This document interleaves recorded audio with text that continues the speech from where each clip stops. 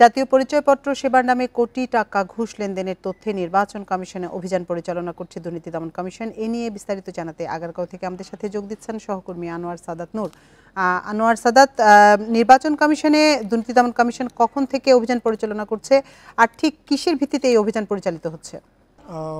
আজ বেলা 12:30টার পরে গিয়ে একটা বা তার পরবর্তী সময়ে গিয়ে এই অভিযান পরিচালনা শুরু করা হয়। দুদকের একটি টিম এসে ইসিতে যে নির্বাচন কমিশনে বিভিন্ন তাদের কাছে অভিযোগ রয়েছে, যেমন জাতীয় পরিচয়পত্র বা নিবন্ধনের ক্ষেত্রে যে হয়রানি, এই হয়রানি সহ বিভিন্ন সেবা এবং গ্রাহক হয়রানি এবং ঘুষ বাণিজ্যের অভিযোগ তাদের কাছে রয়েছে। সেই অভিযোগের ভিত্তিতেই তারা এই অভিযান পরিচালনা করার সিদ্ধান্ত নিয়েছে এবং পরিচালনা করেছে। আমরা এখন পর্যন্ত জেনেছি যে দুজনকে আটক করেছে, যারা এখানে দালাল চক্রের সদস্য ছিলেন, যারা বিভিন্ন ইস্যুতে তারা এই মধ্যস্থতা করার প্রলোভন দেখিয়ে বা কাজ সহজে তুলে করে দেবেন এরকম প্রলোভন দেখিয়ে গ্রাহকের কাছ থেকে তারা ঘুষ নিতেন।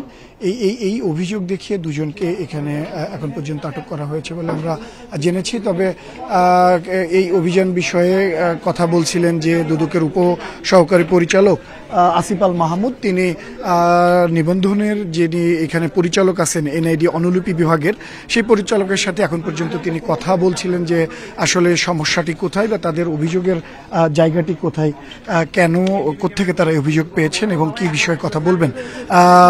আমরা দেখছি যে আলোচনা শেষে তিনি অফিস থেকে বের হয়েছেন, দুদকের যে উপপরিচালক আছেন এবং ইসির যিনি জন্ম নিবন্ধন বিভাগের সহকারী পরিচালক, দুজনই এখন তাদের যে আলোচনা হয়েছে এই ব্যাপারে তারা এখন কথা বলবেন।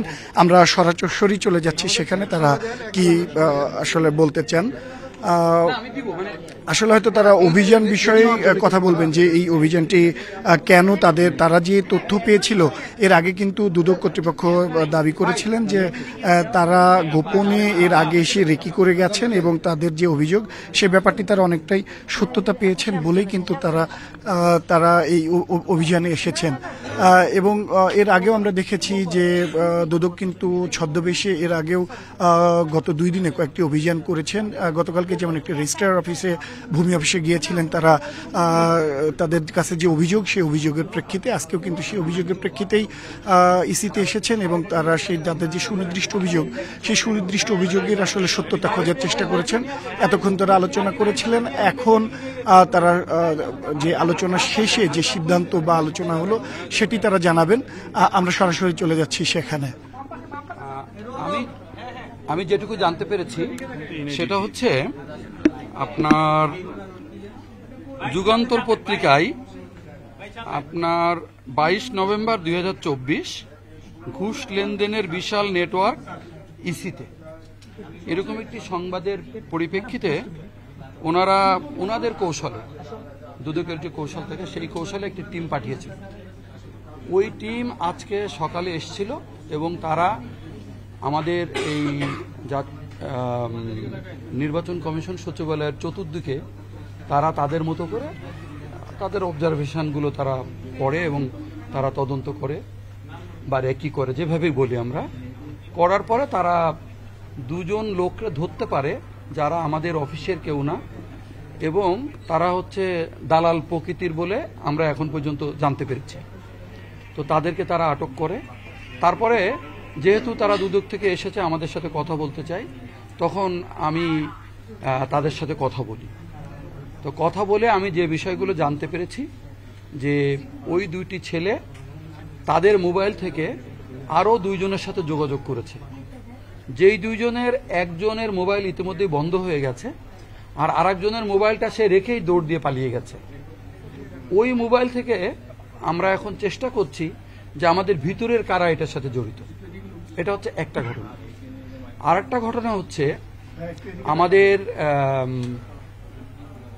পুলিশের যিনি এখানে দায়িত্ব পালন করেন তাকে ওনাদেরই মধ্যে একজন এসে জানিয়েছিলেন, যেটা একেবারে সত্যি ঘটনা, যে ওনার মিসেসের নামের বানানের একটা কারেকশন আছে, এই কারেকশনটার ক্ষেত্রে উনি কাজটা করে দিতে পারবেন কিনা। তো ওই ভদ্রলোক বলেছিল আমি পারবো। তো তার সাথে ওনার কথাবার্তার প্রেক্ষিতে সে কাজটা করে দিয়েছে। অর্থাৎ ওই যেখানে প্রিন্ট পাওয়া যায় ওখানে যেহেতু কারেকশনটা আগেই করা ছিল তো প্রিন্ট দিতে পেরেছে। দেওয়ার পরে ওইখানে ওনাদের মধ্যে একটা ছোট্ট লেনদেনও হয়েছে। অর্থাৎ মানে যেহেতু উনি কাজটা করে দিয়েছেন সেই বিবেচনায় আমার মনে হয় এমনটা আমি বলতেও পারি।